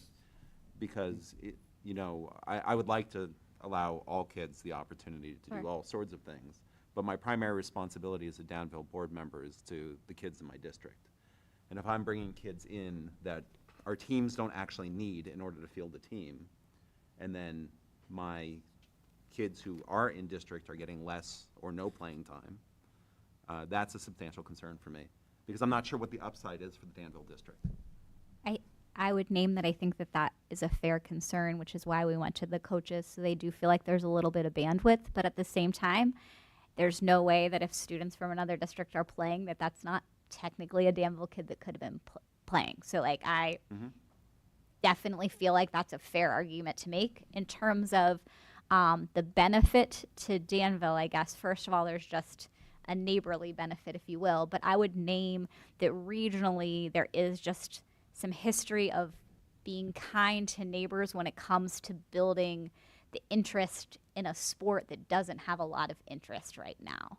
And so just the idea that lacrosse is growing in the region is an opportunity sort of for the future of District 4 to help build that. So please know that I'm not trying to take a side or not take a side, Sure. just share sort of the good and bad on both sides. So I think there is the side to think about our Danville kids, and then there's the side to think about just being a partner in the growing of a new sport regionally. So what co-ops has Danville done in the past? So right now, this is the only co-op that we would be a part of. And is there any historically in the past 10 years that Danville has participated in? Yes. With Southern for competitive cheerleading. We have Our sent girls girls went there. to Southern for competitive cheer. We have had, I know for a fact, we have had swimmers, I believe, at one point in time. I don't know that we did this past year, but within the past 10 years was the question. We've also had requests from Northumberland Christian School. I believe, Meadowbrook. Yeah. for baseball, softball in the past few years that we've turned down. Softball, it's possible we could be bringing something forward because our numbers may justify being able to add to that. So we do have a little bit of softball interest. I wouldn't be surprised if we didn't end up going there when it comes to girls wrestling as a new sport, but I can't officially say that we're there just because I think regionally we'll see low numbers as that builds. So it may be appropriate for school districts to work together to grow that as a new sport. So it tends to happen in newer sports or just potentially less popular sports in terms of just trying to give kids opportunities regionally. And I guess the other question is, and forgive my ignorance, what's to stop the kids from formally transferring into the Danville district as opposed to forming a co-op? That another great question. I would name that choices that families would have there would be if someone was interested in one of the programs that we offer, but would only obviously encourage a family to do that if that was a program their child was really interested in. And then obviously there's tuition paying, but that puts a family in a difficult position, I'm sure. But wouldn't that be on the home school district at that point? It would be if they were taking part in a program that we had that their school district did, program, not yes. just general tuition paying. And does lacrosse count as as something that? Oh, no. No, That's like- not athletics at all. Not athletics at Okay, all. yeah. Those are things like our entrepreneurship Not at all, program, no. but it's 'Cause- not about sports. Because I know if they do like the ag program from a place that doesn't have the ag program. Yes, but we're not sports recruiting anyone. I want to just name that. No, I just wanted to make sure I understood Right. what the boundaries of that were. Right. I guess I'm still just trying to understand what's the benefit to the kids in our district. I could understand if this was a sport that we didn't have sufficient kids to play in order to field the team. But right now, what I'm seeing primarily is that I'm choosing, if I vote yes on this, I'm choosing, and you know how much I hate talking about athletics or having anything to do with athletics at all. I'm very public about that. Because it's always controversial, right? But I feel like I'm taking playing time away from the kids that are already here. And how many can we accept without taking playing time? I feel if the coaches have voiced their opinions on being able to field extra boys, they're the ones that know. They're the coaches. They already have 2.5 strings worth of children going out for the sport. Thinking about what you had asked and the fact that if we do this and then say 6 more Yep. want to come. I mean, I don't know, maybe they won't, but say they did, then that's really a lot of other Danville kids that can't get. We have listed the item, again, not saying to go one way or another, but as a until terminated, just that the board could take action that it's like, well, we don't, you know what I mean? This is an appropriate partnership to be a part of again and have another vote. Now, a co-op, we could terminate at any time, or is it both? I think it has to be both districts agree, right? The way we would enter it is that it would be a year-to-year or 2-year basis to start. Yeah. Yeah. So we would be locked in.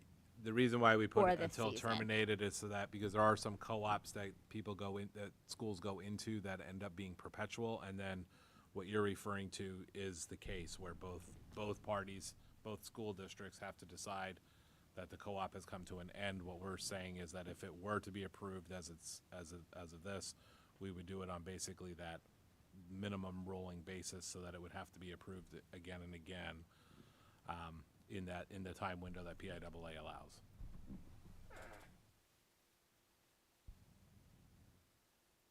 Right. Any other questions? I'd like to talk to the coach. We do have one of our lacrosse coaches here. It's not our head coach. If you'd like to speak at all, since a board member asked.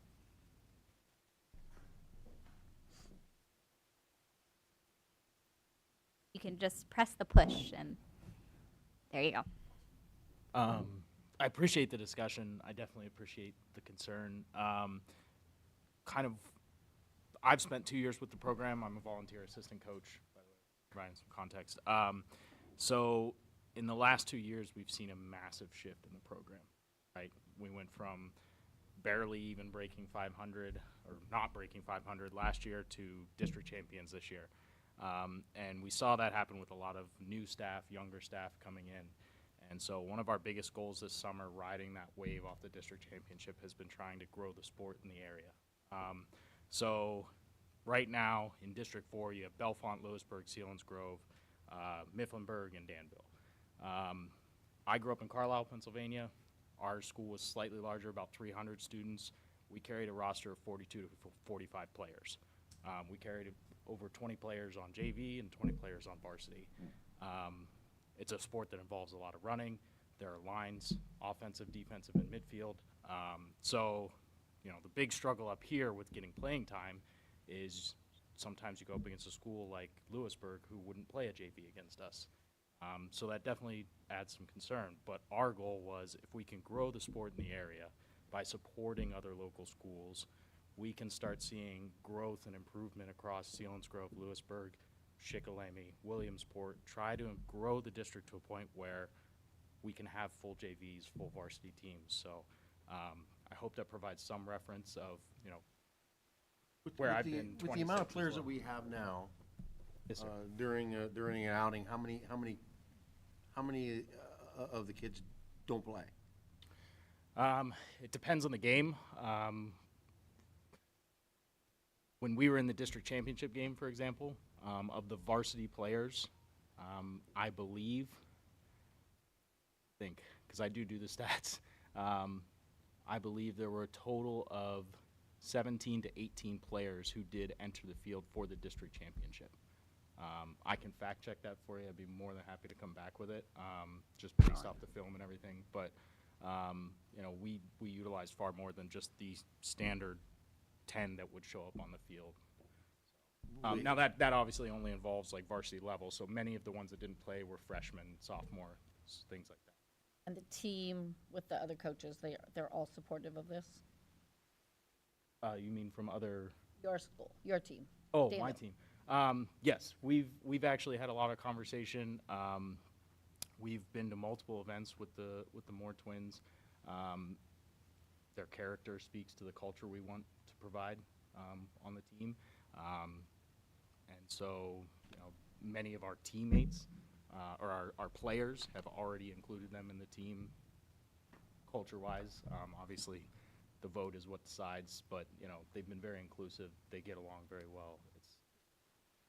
NC is positive. So my goal as a board member is not to grow the sport.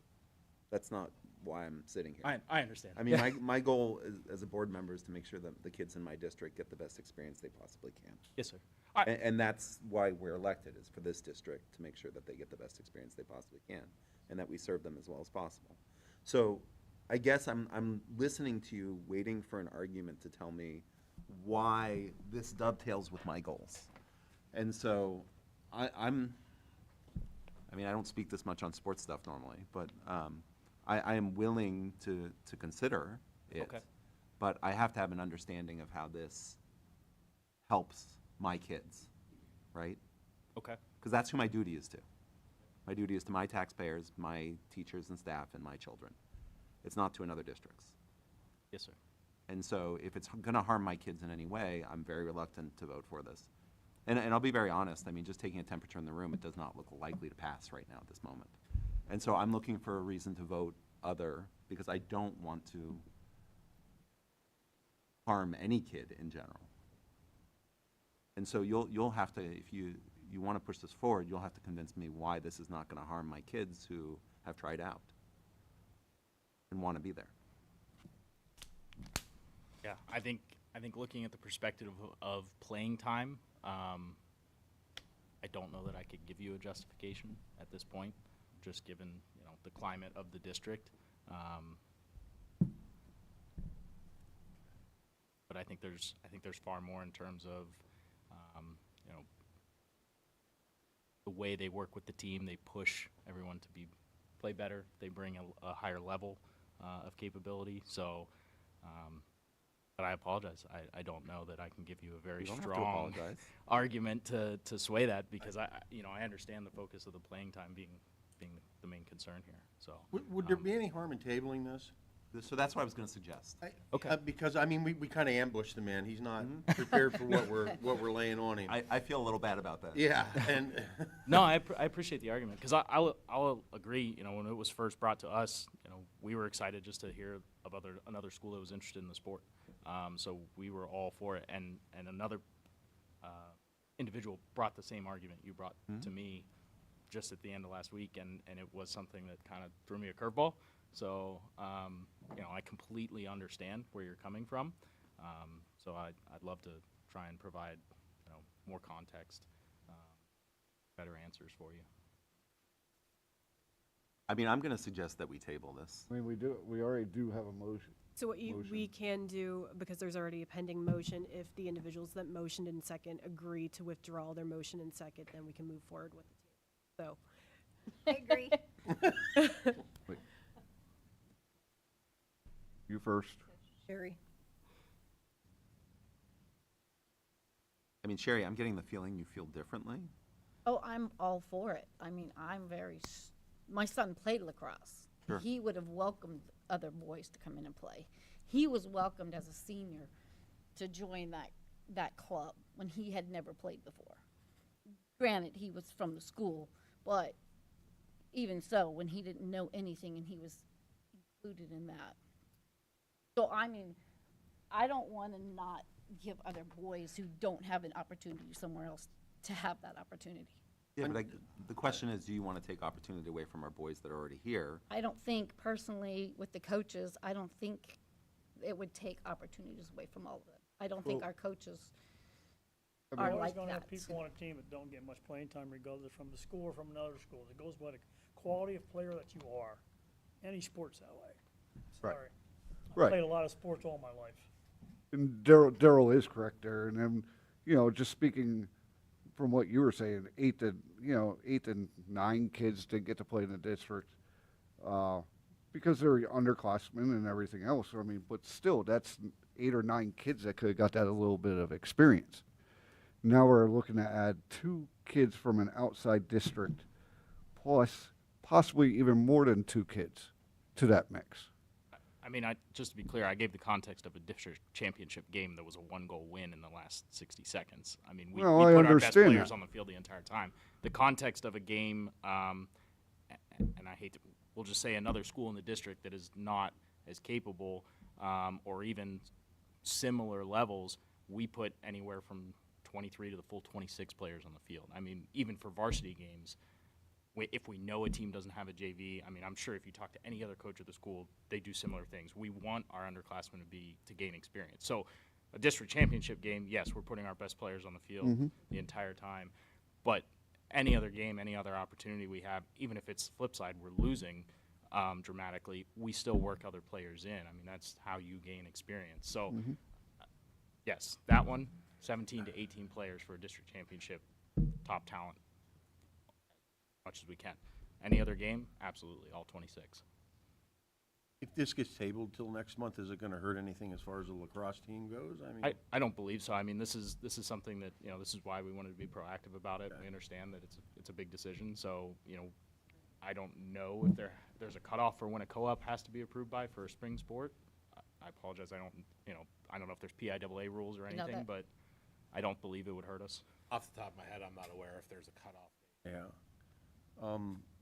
And Cher, I know you're really pushing for it.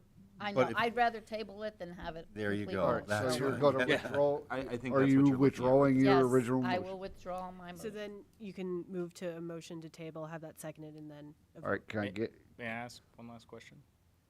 I apologize. Is there anything any action items that the coaches could take or that you would like to see delivered for the next meeting? Sure, the team. The team? Let- Understood. I'd like to hear the boys say, yeah, we want to open this up. Absolutely, understood. The coaches. Well, But the I thing of think- it is Hold I on. don't wanna hear just the starters.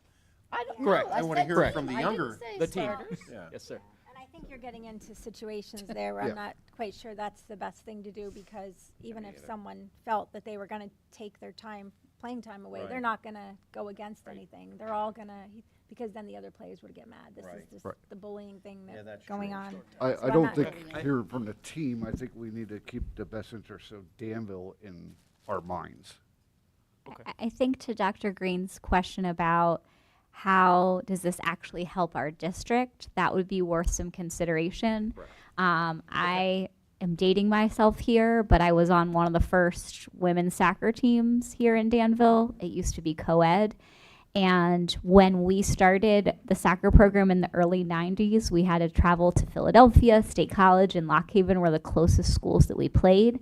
And other schools in the region did do some co-op type of situations to create girls soccer as a sport in this region. And we now know that tons of young ladies are playing soccer for their schools. And growing up, when I played club soccer and AYSO soccer, it was all co-ed. And now our girls are getting to be on girls' teams from like second, third grade on. And so the concept of co-oping in the early 90s created a change in what girls soccer looks like today. So that to me might be an example of a way that it actually helps people in Danville, if that makes sense, to be thinking about. So what I'd like to see is I'd like some arguments about why it helps Danville itself. And the other thing is I'd like to see the statistics of players played and if people are being left out on a consistent basis. And I'd just like to have some idea, some grip on that before I make a decision like this. Definitely. And I apologize. I appreciate that reference because I was purely looking at short term, right? this year to the next 4 years. So the long-term effect is definitely more positive. I now coach my youngest in soccer, so it's just, and I grew up here in Danville and was a Danville grad, so it's really just beautiful to see the athletic opportunities for young women now. And so I think there is a side to like growing a sport regionally and what that can do for young people in the region that is something to think about. Not maybe the deciding factor, but something that could be presented. I think the other thing it allows us to do is have the full board here Correct. to make the decision, and I think that's not a bad thing as well. Okay. So, I appreciate it. Thank you. no, I appreciate you being put on the spot. And, Yeah, thank you. worries. Thank you. Sorry, I recognized you in the audience. and unfortunately for you, this is the most I've ever said about sports in a public meeting. It probably will not happen again. Understood. Thank you. Thank you. Thanks. All right, do we have a motion to table? So moved. Wait, second. I'll second it. Any discussion on tabling? All right, Terry? Mrs. Cooper, Yes. Dr. Green, Yes. Mrs. Heater, Mr. Reichert, Yes. Mr. Clauser, Yes. Mr. Vognetz. Yes. All right, 11.25, new hire mental health specialist.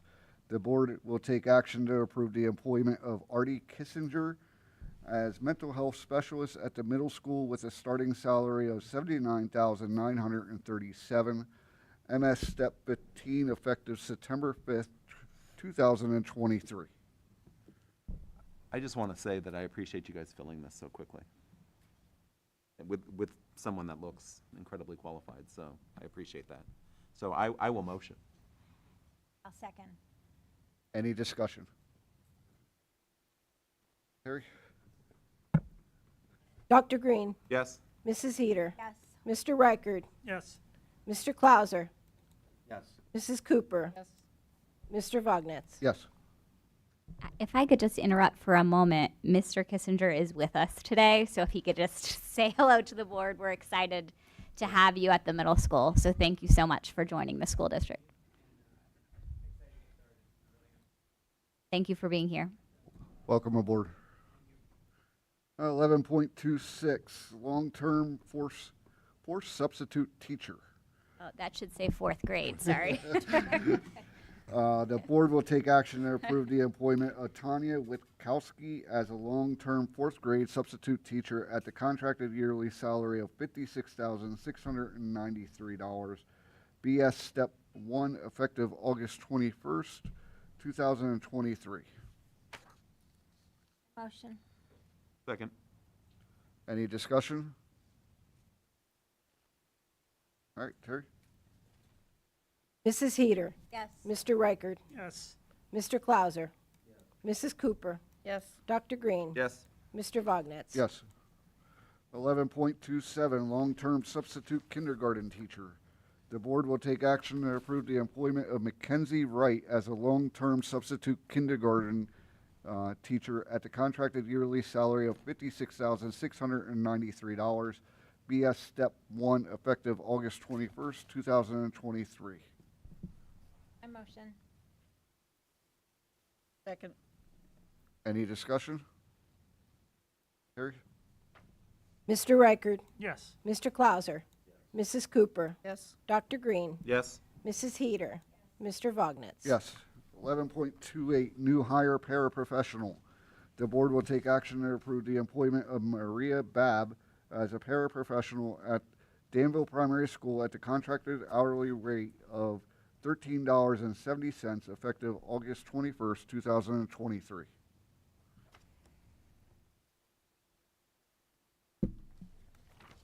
Second. Discussion? All right, Terry? Mr. Clauser, Yes. Mrs. Cooper, Yes. Dr. Green, Yes. Mrs. Heater, Yes. Mr. Reichert, Yes. Mr. Vognetz. Yes. 11.29, new hire, paraprofessional. The board will take action to approve the employment of Christina Keel as a paraprofessional at the Danville Primary School at the contracted hourly rate of $13.70, effective August 21st, 2023.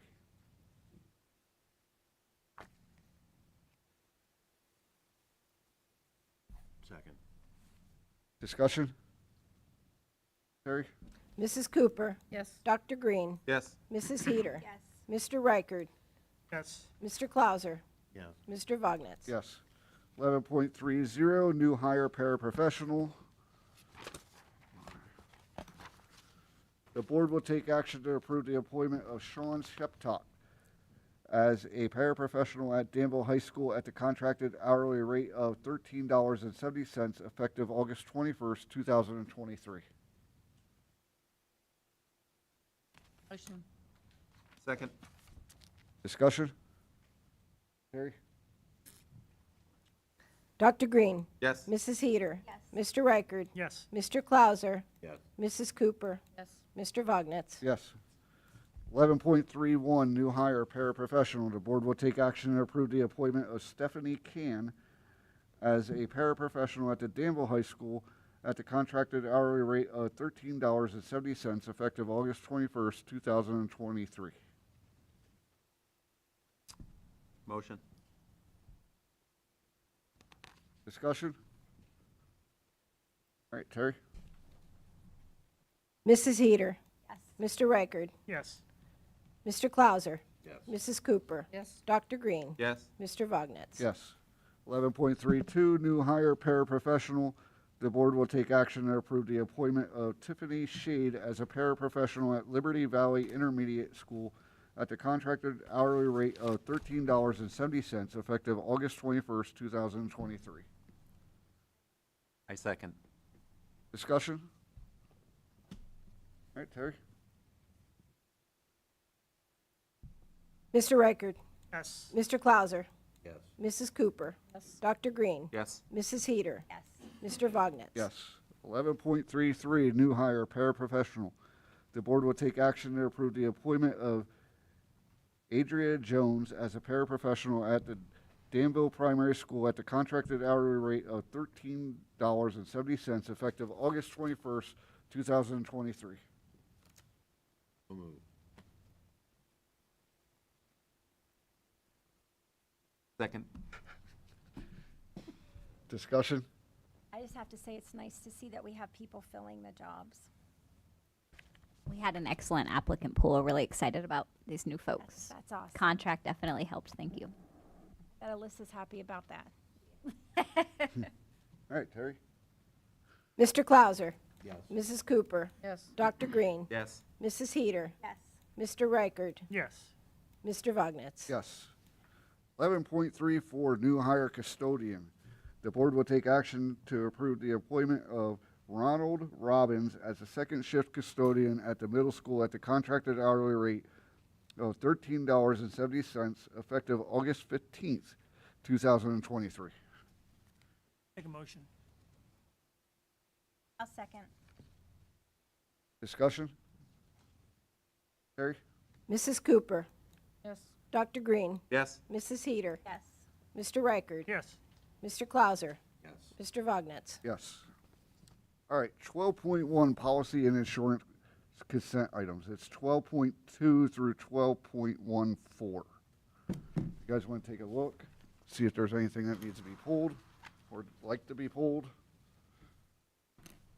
Just a reminder that those policy items are first read only, not final approval.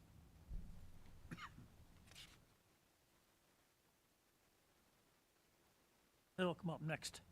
Correct. Yeah. This is just acknowledging that you're Yes. getting them for the first time. Motion.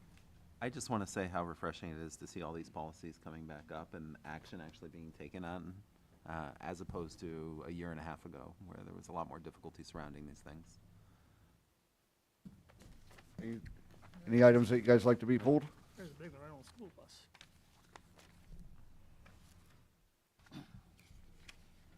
All right, the board will take action to approve policy and consent items 12.2 through 12.14. I motion. I second. All right, any discussion? Terry? Dr. Green, Yes. Mrs. Heater, Yes. Mr. Reichard, Yes. Mr. Clauser, Yes. Mrs. Cooper, Yes. Mr. Vognetz. Yes. All right. That takes us to 12.15. 2023-2024 CSIU Special Services Agreement. The board will take action to approve the CSIU 2023-2024 Special Education Services Agreement as presented. I'll make a motion. Second. Any discussion? And this is a services agreement that just outlines costs for if a student needs their services during the school year. It is not pertaining to a particular student. So we don't necessarily know the final cost until we know student needs throughout the year. How much use we have, yes. All right, Terry? Mrs. Heater. Yes. Mr. Reichard. Yes. Mr. Clauser. Yes. Mrs. Cooper. Yes. Dr. Green. Yes. Mr. Vognetz. Yes.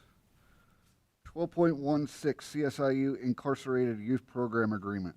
The board will take action to approve the Incarcerated Youth Program Agreement between the CSIU and Danville Area School District for the 2023-2024 school year as presented.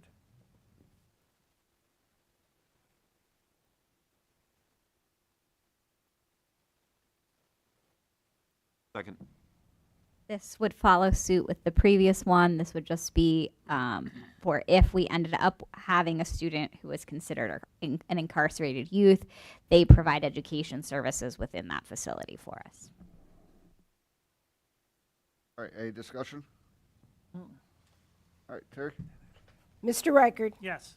Mr. Clauser. Yes. Mrs. Cooper. Yes. Dr. Green. Yes. Mrs. Heater. Yes. Mr. Vognetz. Yes. 12.17 Services Agreement, News Story. The board will take action to approve the services agreement between Danville Area School District and News Story for the 2023 and 2024 school year as presented. How many students do we have going there? That also is sharing our rates. At this point in time, do we have 2? That's what I thought, 2 students going there.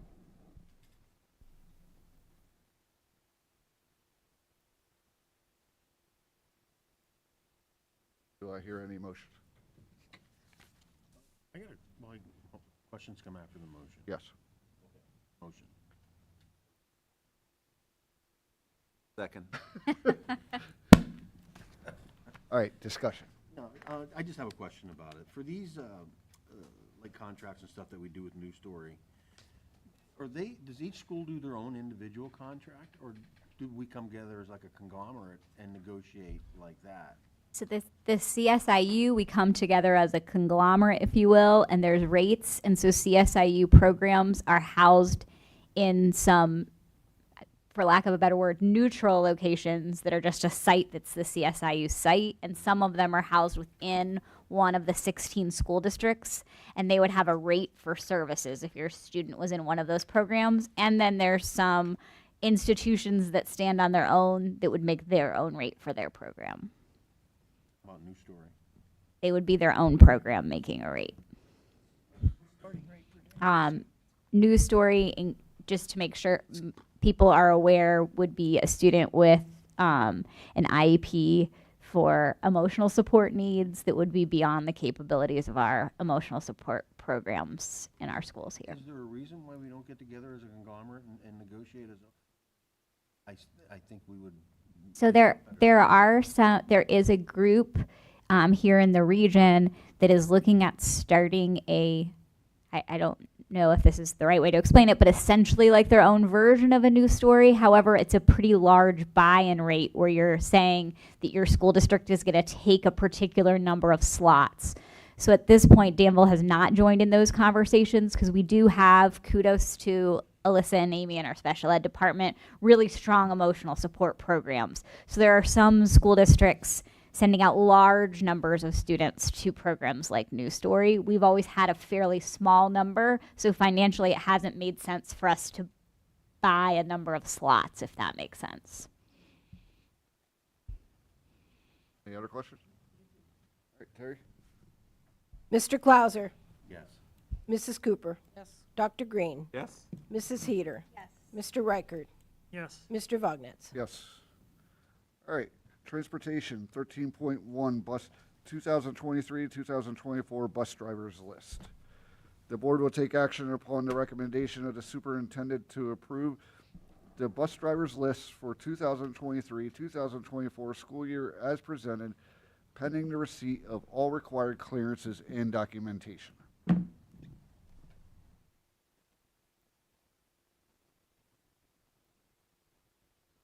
Second. All right, discussion?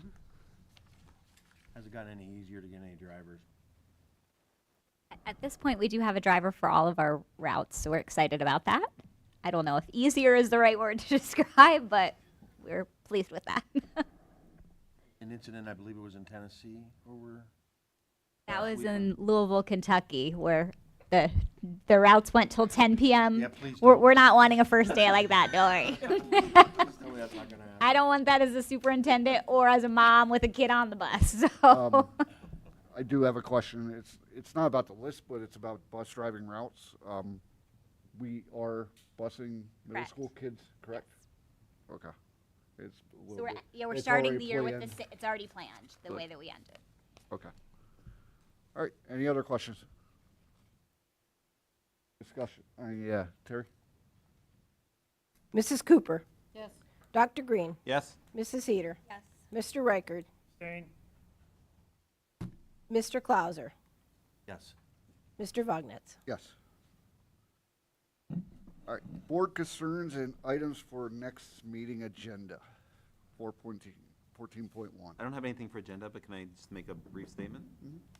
So first of all, I'd just like to acknowledge it takes a lot of bravery to get up in front of us and to advocate for your children, and that and I'm sure the board also appreciates that, and that the concerns that we're expressing have nothing directly to do with your kids. It has to do with the duties of this job and the concerns of the district.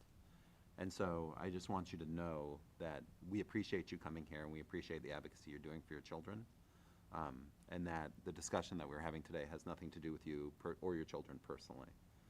And I also want to acknowledge that I recently had a member of the public approach me for an extended sit-down, and I just want to say that I think the board as a whole, and I'll speak for myself and say me in particular, I appreciate it when people have deep concerns, instead of just letting them fester, that they come and actually try to speak to either us personally or speak with the administration.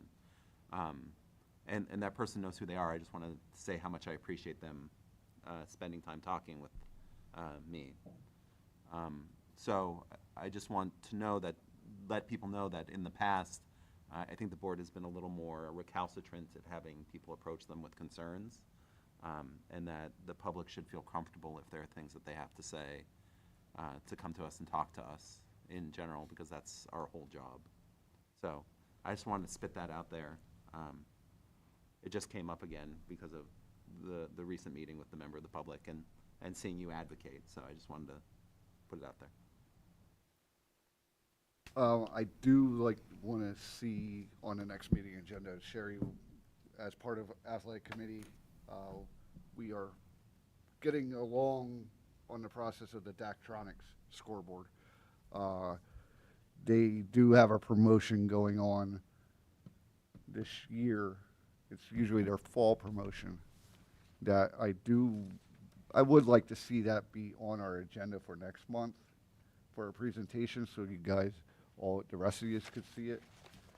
So if possibly take a vote in October, that way we can possibly move forward with the promotion before November 1st. Weren't they coming here in October? Yes, I don't know what the date is though, so I will certainly reach out and set something up though for them to present at the September board meeting. Yeah. But yes, they will be on site with a display in October. I'm just not sure of the date of that. Good? Yeah, I'd just like to make a comment too with the young lady that came up here and spoke on behalf of her kids. It isn't anything against starting a co-op like that, but I really need, before I make that kind of a decision, I need to know how it's going to benefit this school, how it's going to benefit our students and our taxpayers as a whole, which is why I wanted to table it. Hint, hint, coach. You got a whole month, buddy. Get with the head coach. Maybe he might be here the next meeting. Right, and convince us. Okay? Thank you. All right, any other board concerns or items? All right, open it up for public comment.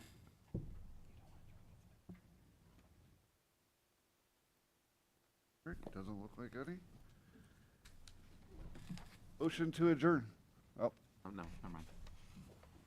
I was just gonna say welcome to our new principals, go ahead. because I don't know if we actually, have we acknowledged them at a board meeting? I can't remember. We welcomed them last month, but this is their first, they're sitting on the opposite side of the room tonight, officially on board. So I just wanted to say welcome, and thanks for coming on board. And certainly, thank you to Mrs. Geis for jumping right in as leader of the primary school, and would like to also thank Mrs. Reinert. She is still fulfilling her responsibilities in Bloomsburg and doubling up and attending many events in Danville, so thank you. All right, anything else? No, I'm done. I've said entirely too much this meeting. No, All right, I have a motion to adjourn. First, do we have a second? Second. Take them all. Oh. Yeah, it wasn't too bad.